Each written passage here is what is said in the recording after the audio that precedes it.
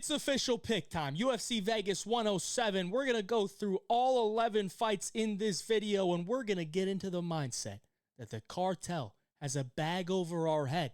They're waterboarding us, taking it off, waterboarding us, gun to our head, saying, give me the winner for every single fight on UFC Vegas 107. We're back at the Apex. I was just at the Apex card 2 Saturdays ago, and it was very interesting. I think I got a little bit of insight on how some of these fights may play out in the smaller cage. We'll see. Just a reminder, picks and bets are very different. Just because I pick a fighter doesn't mean I'm going to be putting money on them. But if you would like to check out my bets, jump in the Home of Fight Picks Premium membership. There's a link down in the description below. That's where you're going to get all my bets every single week. You can use code HeyDrive for a 5-day free trial. We're going to go through it pretty rapid fire. If you want some more in-depth breakdown, go ahead and watch the live betting breakdown that I did last night on the HeyDrive Picks YouTube channel. But for now, we're just going to get straight to it, and then I'll give you who I think wins the fight. We always start with the first fight of the night. I'll have some time stamps in the description as well. First fight, we got Rayanne Amanda taking on Alice Ardelean. I'm going to go with Rayanne Amanda. I can't really trust Alice Ardelean to win many fights in the UFC. Can I trust Rayanne Amanda to win many fights in the UFC? Probably not. But I do think she is the sharper striker. I do think she has better footwork. I do think she has the better jiu-jitsu once the fight hits the ground. So how does Alice Ardelean win this fight? It's probably going to have to be a lot of forward pressure and a lot of volume. And I don't know that she's going to be able to do that successfully. Very well could happen.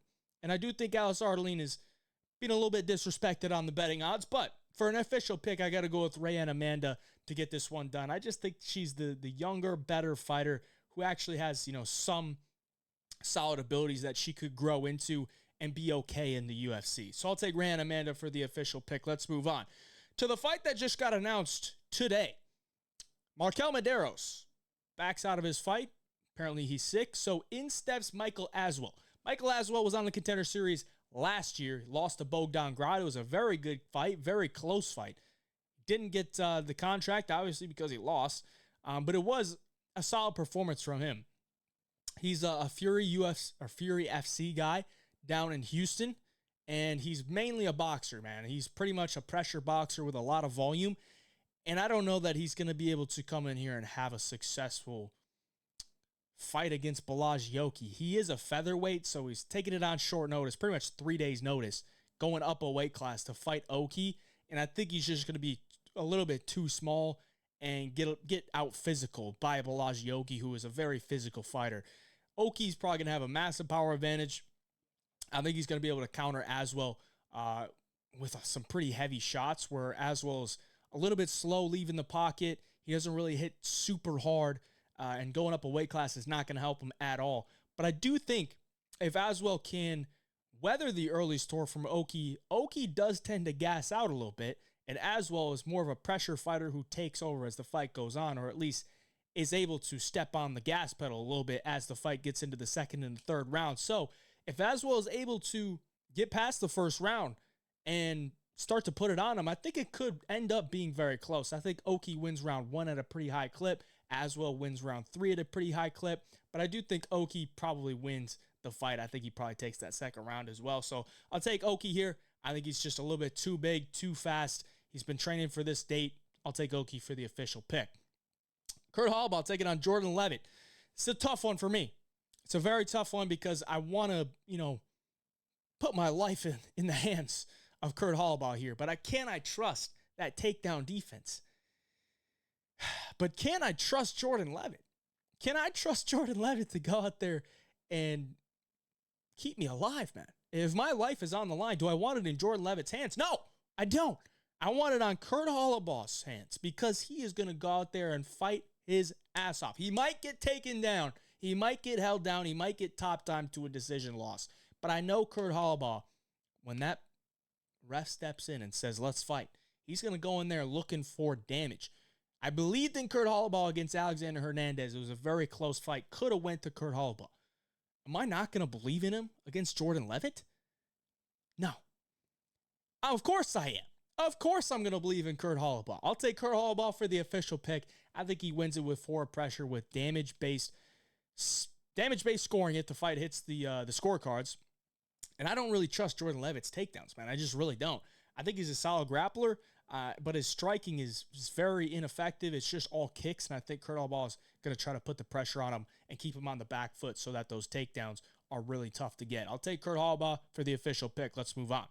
Andreas Gustafsson taking on Trevin Giles. I'm going to go with Gustafsson here. I think Trevin Giles taking this fight on short notice is going to be tough because Gustafsson is a very unique style because he likes to clinch you, and pretty much that's it. He likes to run across the cage when the fight starts, grab you, and never let you go, and knee you, elbow you, punch you in the face, in the clinch, and it's a brutal style.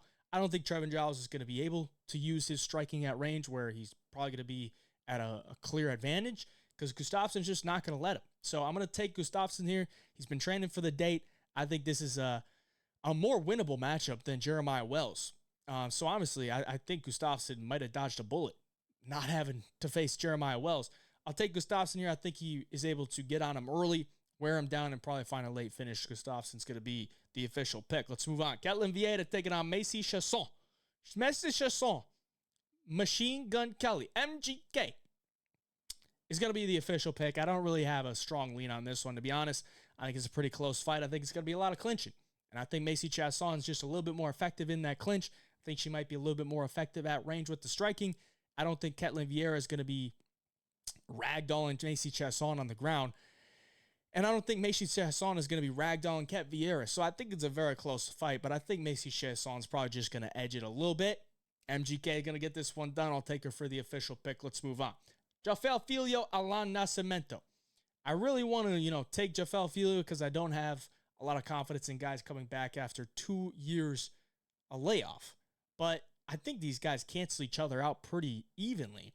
And if I was going to go with a guy that had never been finished, I would go with Alan Nascimento. Filho has shown he can be submitted before. And I think if Alan Nascimento comes in with 15 minutes of cardio, he could probably wear down Jafel so that he could finish him in the third or at least win the third round. So I like Alan Nascimento. I don't want to say I like, but I'm going to take Alan Nascimento for the official pick. I'm probably not going to have any bets on this fight as far as, who's going to win. But I think Alan Nascimento probably a little bit better of a grappler. I think he's a little bit better positionally. I think he's really good at scrambling. Jafel might be a little bit better of a striker, but I don't think he's that great of a striker. Alan Nascimento can strike. So I'm going to go with Alan Nascimento for the official pick. Hate it overall, but, if my life is on the line, I'm going to take the guy that has never been finished, the guy that does not tap. I'll take Alan for the official pick. Let's move on. Zachary Reese taking on Dusko Todorovic. I'll take Zachary Reese for this one. But, can you really trust Zachary Reese without a mullet? No. Could you trust him with a mullet? Probably not. So, very sketchy one here, but I think Zachary Reese is probably going to be able to get this one done. Could bonk Todorovic in round one. But honestly, I think this fight goes where Zachary Reese hits Todorovic with something big. Todorovic shoots a sloppy takedown, and Zachary Reese might get this one done by sub. So I'll take Zachary Reese for the official pick. Todorovic is just not UFC level. I don't really think he has many great skills. Zachary Reese does have some flaws in his durability that Dusko could maybe exploit. But, as far as skill set, I think Zachary Reese is a little bit better. So I'll take Zachary Reese for the official pick. Let's move on. Dustin Jacoby taking on Bruno Lopes. Bruno Lopes sucks on the feet. But this is still light heavyweight. And if you touch the chin of Dustin Jacoby, he does not react to shots very well. So Bruno Lopes could definitely knock out Jacoby on the feet. He could take him down and put him through some sort of wrestling, some sort of wrestling game plan. Like, he's not going to be super effective with it, but he's going to be able to clinch him up against the cage and try to look for takedowns if he elects to do so, which I think he probably should. But at range, Dustin Jacoby's going to be faster. He's going to be sharper. And I think he's probably going to be able to clip Bruno Lopes with something who is there to be hit and very hittable. So I'm going to take Dustin Jacoby to get this one done, even at his 37 years of age. And, you can see the decline coming. It kind of already has come, but he's coming off a knockout win, which is at least good to see. I think this is a winnable matchup, though. I mean, Bruno Lopes is 14-1, but honestly, none of his opponents are really that great. And This is only his second UFC fight and his one win in the UFC. I thought that guy was an absolute bum. So I'll take Dustin Jacoby to get this one done for the official pick. Let's move on to the featured bout. We got Billy Ray Goff taking on Brahimaj. And this one is one that I'm looking forward to because I love Billy Ray Goff's style. I mean, how could you not? The guy just walks forward, throws a bunch of shots, some really nice, I don't want to say boxing combinations because it's more MMA based, but he just walks forward, mixes it up to the body, leg kick, upstairs, combos. It looks fun to watch because he's just pushing the pressure. There's never really a lull in the action. Brahimaj, on the other hand, very ineffective after round one, but he is very dangerous in round one. If I was Billy Ray Goff, I would do everything I can to keep this fight on the feet in round one and then try to take this fight over as it goes on because Brahimaj, when he is on your back early on, very dangerous. And if Billy Ray Goff, slips on a banana peel and gives up his back or goes for a takedown and gets reversed and Brahimaj ends up on his back, it's probably going to be looking pretty sketchy. So Billy Ray Goff, I think, is the better fighter here. I think he's going to be able to walk forward, wear down Brahimaj as the fight goes on, maybe get a late round TKO or a decision victory. But I'm going to take Billy Ray Goff to get this one done. He'll be the official pick. To the co-main event, we got Mateusz Gamrot taking on Leavitt Klein. And I am going to take Leavitt Klein. I'm going to take Leavitt because he's the younger fighter on a better trajectory. I think Mateusz Gamrot has had a lot of mileage over the years in his KSW career and in his UFC career. He has fought some really good competition. And I think we've slowly seen him start to decline and his skill set not progress. And I think Leavitt Klein knows exactly what he's getting here. It's going to be takedowns, chain wrestling, and, somewhat effective striking, but not really striking you're going to have to watch out for.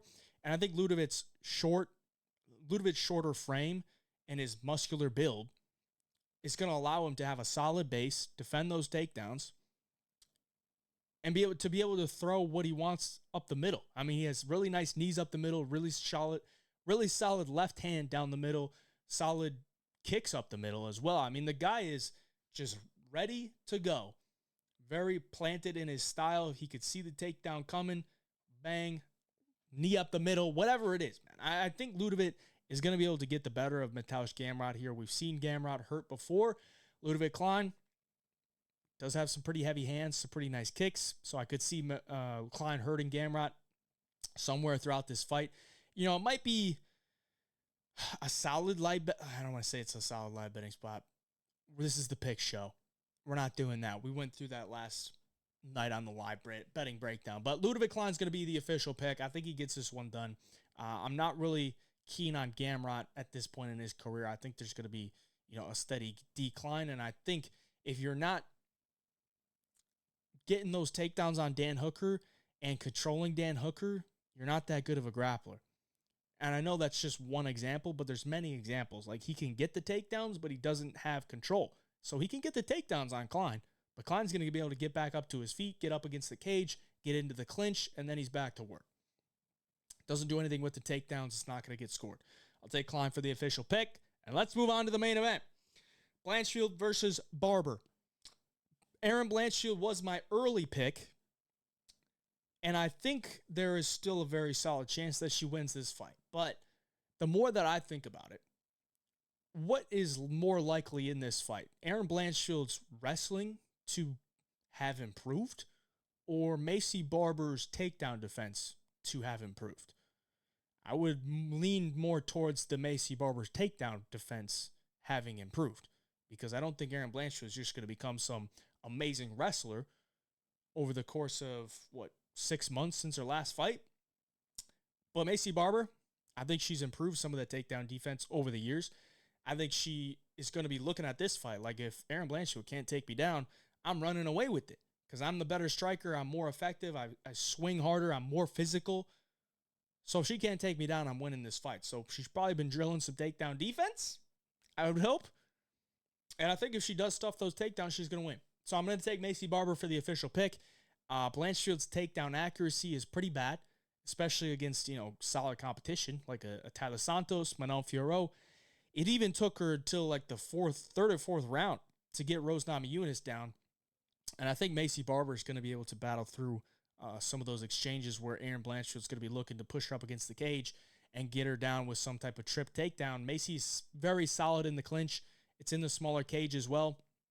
So I think Macy's going to be able to make her pay with that clinch work.